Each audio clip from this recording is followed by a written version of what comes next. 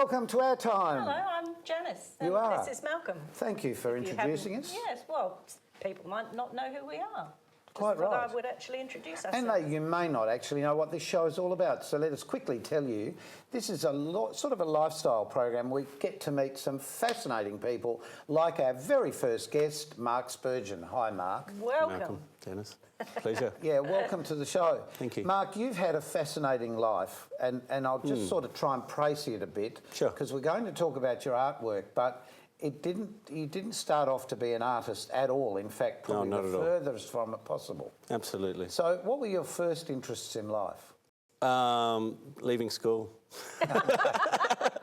Yeah, I was dyslexic, so I didn't fathom school very well. So I knew that I needed to travel. That was my aim in life. And so pretty much by the time I was 17, I was in Europe and getting my education globally.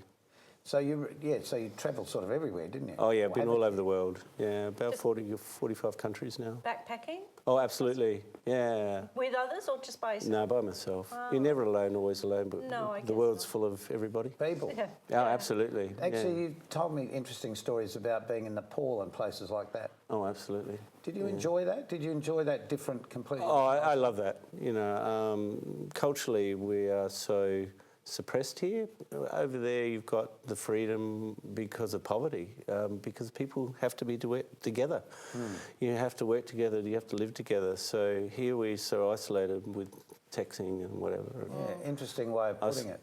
But then you worked in a gym For sure. as a gym trainer. Yeah. Was that when you first came back from travelling? Then Yeah. that was something you thought, Oh, need sort to of do in and out. something. Yeah, I did a few things. I was in the army and doing the army reserves as well, Okay.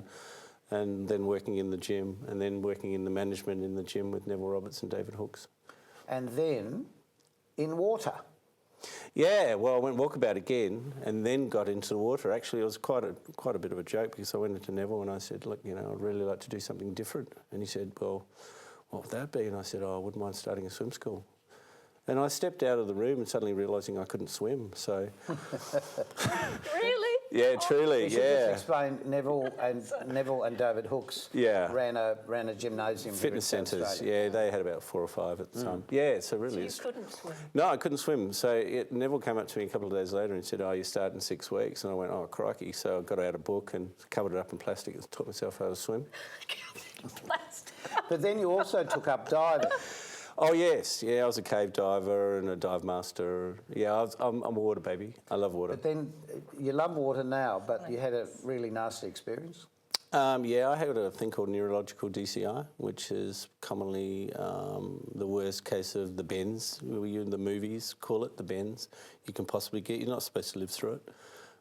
My friends died in the process of it as well. So yeah, I was a pretty sick boy. I was paralysed for a while and blind, and then I went through about 2.5 years of psychiatric care.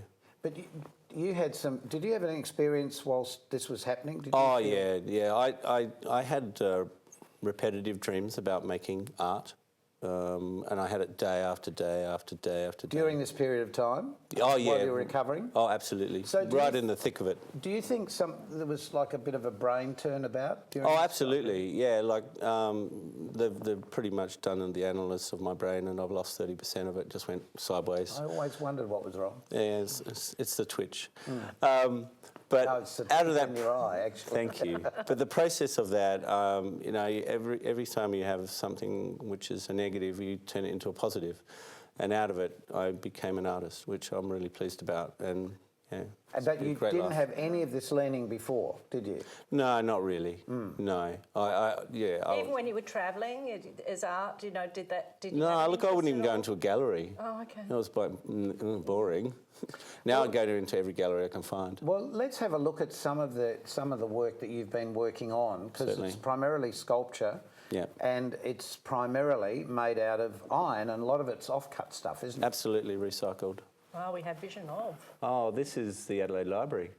I got a scholarship with Adelaide Library in SA Arts, and this one's from the Game of Thrones. I was just simply watching it and went outside and made a Suit of armour. Yeah, certainly. As you would.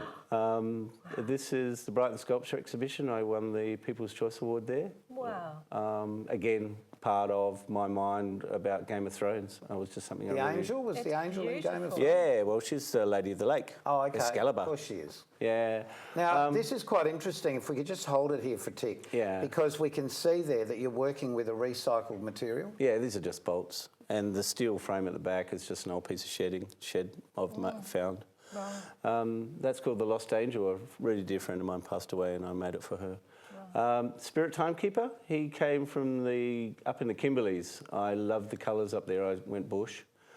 And that's Aurora, what I've just finished making. Is that autumn?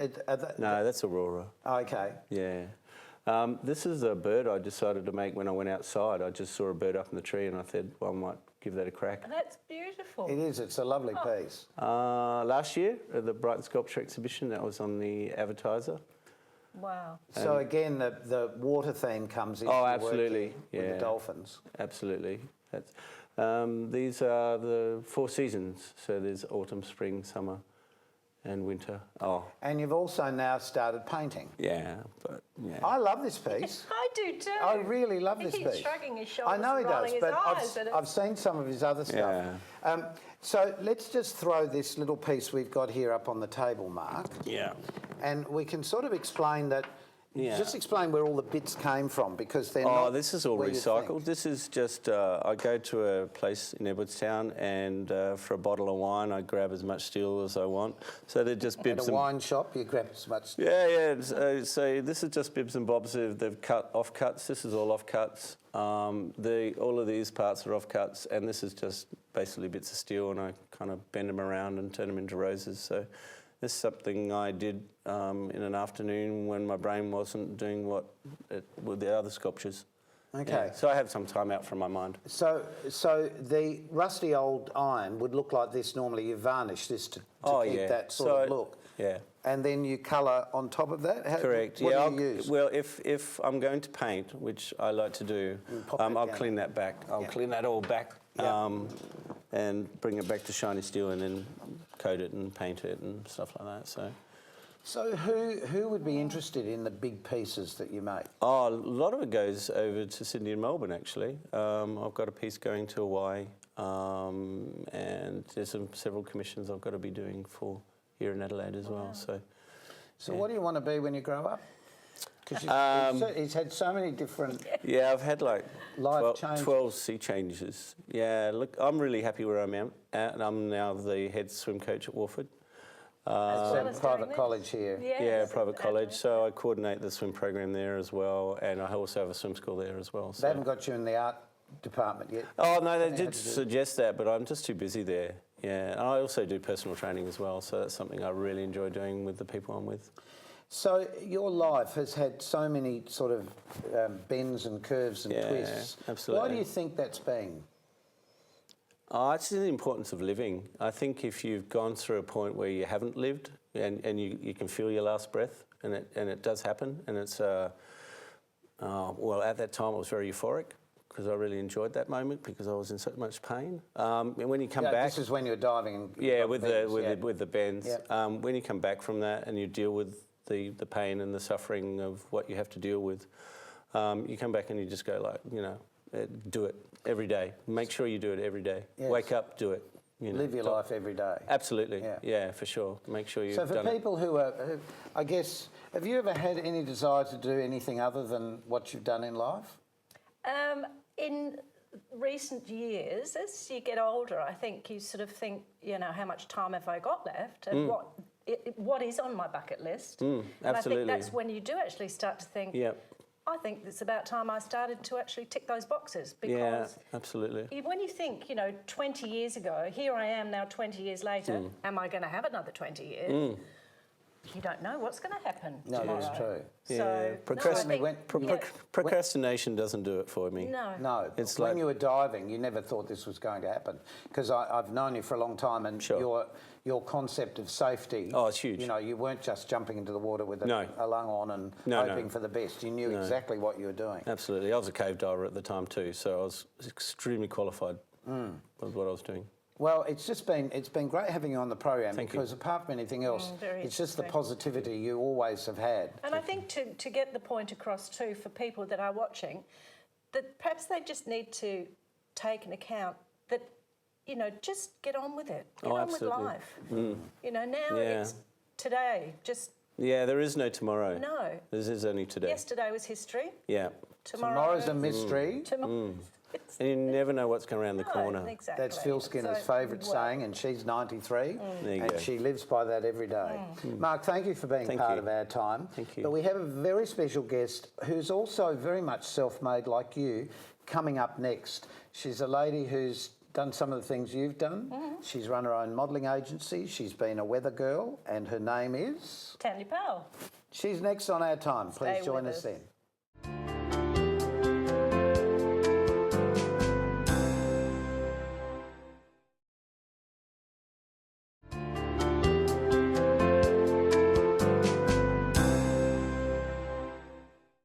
Welcome back to Our Time. One of the lovely things about doing a program like this, Janice, is that we get an opportunity to introduce to you some of our friends that hopefully will become your friends, and some people who you probably know from the past. That's right, because we do know them from the past. We do. And there's nothing past about this lovely lady, Tanya Powell. Welcome to our program, Tanya. Thank you, Janice. I'm also very much from the past too. But we just keep coming back. We do. It seems Tanya- so. Never go away. What do you mean? Well, Not that's coming right. back. Well, that's We're true. just always here. Tanya, you've had a long history in the public eye in all sorts of different ways, both in television and certainly in print media as a model and running your own modelling agency, both in South Australia and in Melbourne or Victoria. How did it start? How did you get into this whole being beautiful scene? Oh, I don't consider myself beautiful at all. Oh, I think but you are. You're lovely. However, when I was about 17, wrong. I was actually 19 and I was working for George Patterson's advertising agency, and a lady called Pam Ellis walked in and she said, "Oh, I need a girl like you for Miss Advertising Quest." And I said, "Oh, really?" And so, yes, in fact, Janice and I were in the Miss Advertising were. together. Yes. And it really went from there. I was where Pam... Were you moving somewhere else before that? What did you have in mind you would do in your life? Oh, I thought that I'd like to be a zookeeper. I loved animals. And my Really? mother allowed Candy and I to That's have your many, sister? yes, Yeah. to have many animals around the house. We had ducks and chooks and rabbits and guinea pigs and dogs and Menagerie. cats and Yeah. menagerie. Yeah. But more recently, didn't you keep llamas or something? No, I've got goats. Goats. My Don't speak about your husband like that. He's a nice man. So the modelling thing just sort of happened. It just evolved. But I did then work for Pam Ellis Academy. But Tanya, you're not a gazelle, and most models are gazelles these days, tall and Well, tall. I don't being think, the no, opposite but I don't think it was in the days that we were modelling. No. No, because I used to be the boy, and I'm not a giant either. no, we didn't have to be that tall. No. I only got to 5'7", and I was doing parades, Catwalk and catwalk, photographic work. and photographic Everything. work, television. So you became a show. weather girl. I was a weather girl, or weather presenter, they have to call them now. Oh yes. Oh, but sorry, only can't just be for a a girl very, anymore. very short stint. It's But- not really my cup of tea to be on television. No, but there was a reason why you did it, and I think a lot of people at that time would use television to promote their own Yes, business but I or what just because you started could. the agency, and it was a good way to get the name out there. And very quickly, my classes were full, mainly from sort of 5-year-olds right the way through to about 23, 24-year-olds But it wasn't just modelling, was it, that you No. taught the girls? No. And boys, for that matter. and boys.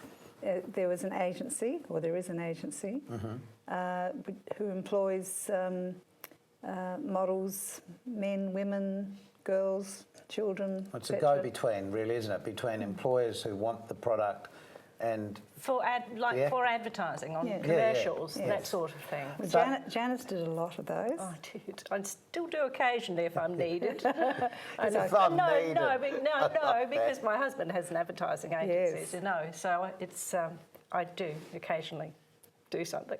And we've worked with your husband's agency too. Yeah. So, Tanya, getting back to the agency, because not only did you teach the modelling stuff, but you also taught life skills that went beyond walking up and down a catwalk or Yes, we did. It was posing a for a grooming, photo. a really nice grooming course. It's still happening, of course. We're still teaching etiquette and voice production and job interview preparation, makeup, skincare. Is that something we're losing as a society, do you think, with the rushing around on the internet? I think that our parents of today are so very busy, both working.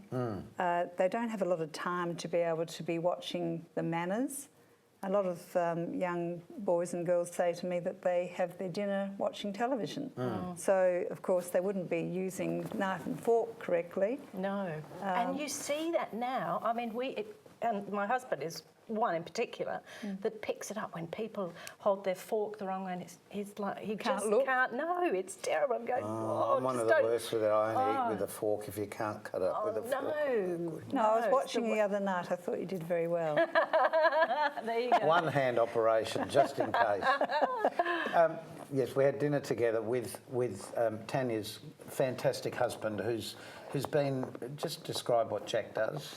Jack's a gynaecologist and obstetrician, and he's now just retired recently. And a lovely man. And your son, Luke. who I've known since he was a tiny little boy. Yes. But he's really become quite famous as a child in Yes, he did a series of Chuck Finn and Chuck Finn. and the Artful Dodger. Playing the Artful Dodger. Then he did a whole series of plays and quite a lot of movies, etc. And then he decided to turn his back on acting.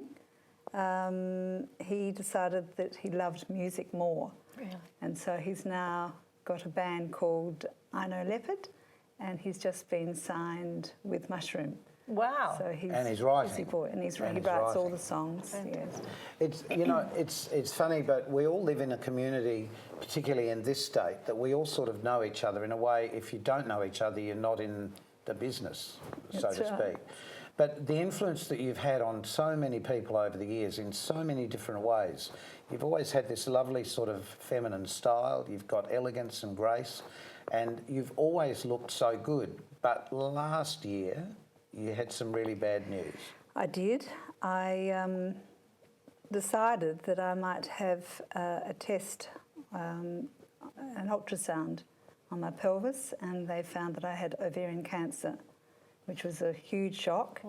I'd barely been to see a GP in the 45 years of working, and so I had a complete hysterectomy, appendectomy, etc. And then I had 7 months of chemo, which has been quite difficult to But you get just through. finished that only a few weeks ago. About 4 or 5 weeks ago, yes. That's amazing. That's why we have a little drink down there, because My I'm voice so is- grateful you came and did the program, because I realised this must be really sore. Very gravelly voice. Gravelly voice. Which Not is- that I really noticed, to be honest. But through your life, have we looked at the pictures of you yet? I don't think we have. Let's have a look at some Do of we these have shots to? of you. Yes, we do. Yeah. You haven't oh, changed. look, she's the beautiful bride. You weren't really the bride there, you were just modelling. Yes, I used to do a lot of bridal stuff. I don't know why they thought I was the bridal type, but anyway. That looks nothing like you. That's a photograph. I have been doing the Rundle Mall parades for many, many years. They're quite huge productions. That's your normal hair colour, is it? Or That is- was my normal hair colour, yes. And that's when I was very young. Was that telly days? That was telly days, Yeah. yes. Yes, that was in the agency. Very serious. Very there. serious, yes. Businesswoman. Yes. And that was a before and after. That was 1975 on the left there. I remember seeing that. And then Marina Craig of the Sunday Mail decided that I needed to dress up exactly the same 35 years later. So that's me. Your toes are better pointed in the old shot. Look at your face just changes so dramatically. Well, I don't think it does that much. But no, I think she's taken on the character of the whatever she's wearing or doing at the time. That's what we had to do, didn't we? Yeah, we An did. actor, as well as a model. Well, you really have to be everything, don't you? You do. And this is why I think to say brave is probably the wrong word to use, but the fact that we know what chemo does to your hair. Yes. How have you managed with that? Because it's grown back so beautifully and quickly. Oh, has it? Yes, it has. Yes, thank you. No, unfortunately, the chemo made me quite bald, hairless in fact. No eyebrows, no eyelashes. Think of what you're saving on shampoo. Yes. Yes, they have to wear the wig or a hat or a scarf, which of course it's very tiresome, but it does save time. Don't have to worry about... But the real message... Back on in the morning. And Exactly. nothing's The real changed. message here is don't give up, isn't it? That's absolutely right. Because you've been given an all clear. Every couple of months I'm going to have a blood test for the next 2-3 years, and then right up to 5 years you're still having tests. Yeah. Well, fingers crossed. We've got to take a quick break, but Okay. we'll be back with this lovely lady and this one here as well. Oh, thanks. They both scrub up pretty well in just a minute.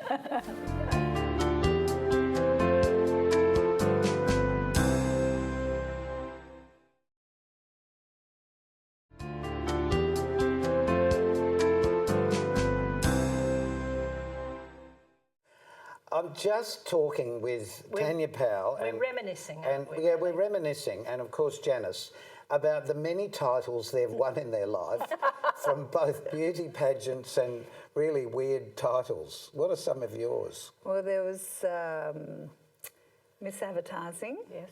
Then there's Miss Girl of the Girl of the Year. Year. Girl of the Year. Then there was Miss Adelaide Photographic. Okay. Ta-da. I don't think I ever won any. I did. Yeah, I you was did. a finalist in the Miss South Australia Quest, but also. Weren't you a beach girl? You were a beach girl Oh, with you were Susie. a beach I girl. know. Here, look at me, red Yes. hair and white skin, and I was a beach girl. We've seen those pictures. Fantastic. Got me? I have actually. They're all set aside for when I'm old and poor. But it's lovely being able to reminisce about these things that we all did and the people that were around at that same time.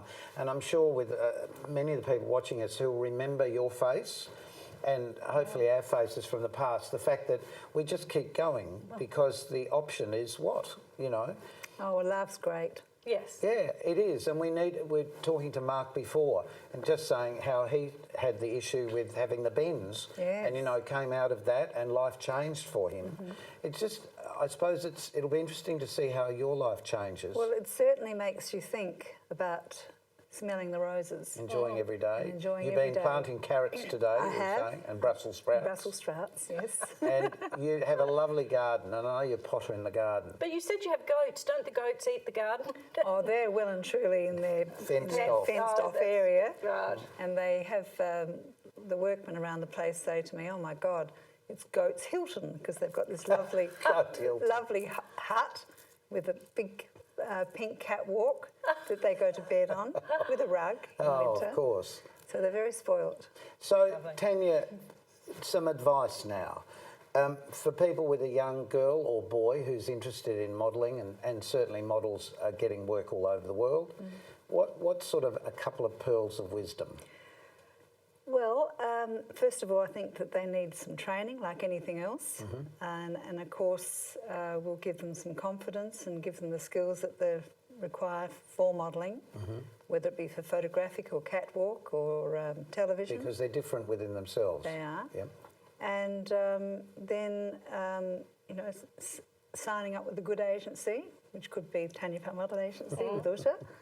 And you get a little portfolio and you go on the website and it all stems from there. And see if the world is waiting for somebody like you.